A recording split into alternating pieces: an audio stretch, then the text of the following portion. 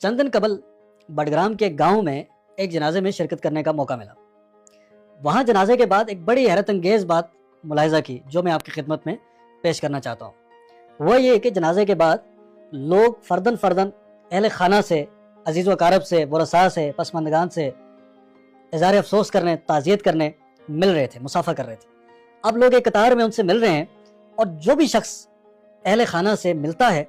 उसकी मुट्ठी बंद है और वो मुसाफा करने के बहाने उनकी अहले खाना की मुट्ठी में अपनी मुट्ठी खोलता है, मैयत के बारे में चंद अच्छे जुमले कहता है, इज़हार अफसोस करता है और आगे बढ़ जाता है।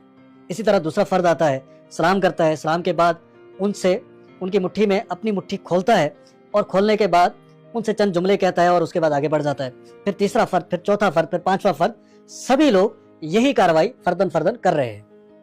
अब मुझे बड़ी हैरत हुई, तो जो मेरे वहाँ पे दोस्त थे मैंने उनसे पूछा, मैंने कहा यार ये क्या है, इसके हवाले से कोई रहनुमाई फरमाइए कि ये लोग ये क्या रस्म अदा कर रहे हैं और ये इनकी मुट्ठी में क्या है।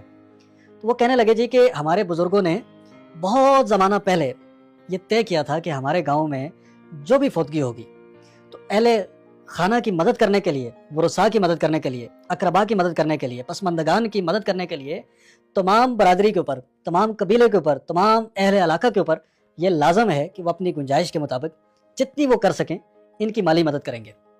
तो अब ये जो लोग आ रहे हैं फर्दन फर्दन, इनकी मुट्ठी में इनकी गुंजाइश के मुताबिक कुछ पैसे होते हैं। ये 50 रुपये भी हो सकता है, ये 100 रुपये भी हो सकता है, ये 500 रुपये की रकम भी हो सकती है, ये 5, 10,000, 20,000 रुपया भी हो सकता है। हर शख्स अपनी हैसियत, अपनी गुंजाइश और अपनी तौफीक के मुताबिक इनकी मदद करना अपने ऊपर लाजम ख्याल करता है।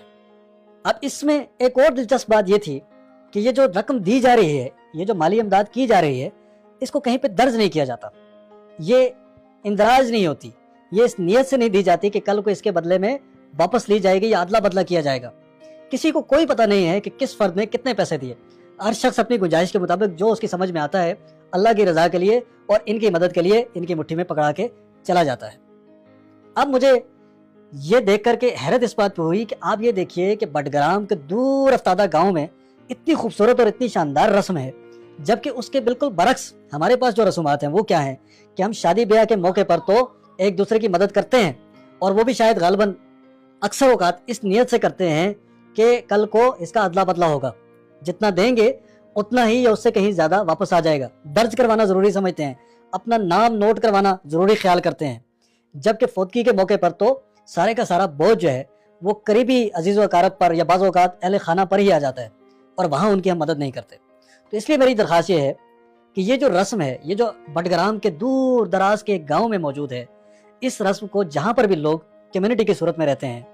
ख़ानदान की सूरत में रहते हैं, कबीले की सूरत में रहते हैं, गाँव की सूरत में रहते हैं, बरादरियों की सूरत में रहते हैं, तो उनके बड़े आपस में बैठ के ये तय करें कि खुशी के मौके पर एक दूसरे की मदद करें या ना करें, गमी के मौके पर एक दूसरे की मदद लाजमी करें और इस नियत से करें कि इसकी जज़ा अल्लाह ने देनी।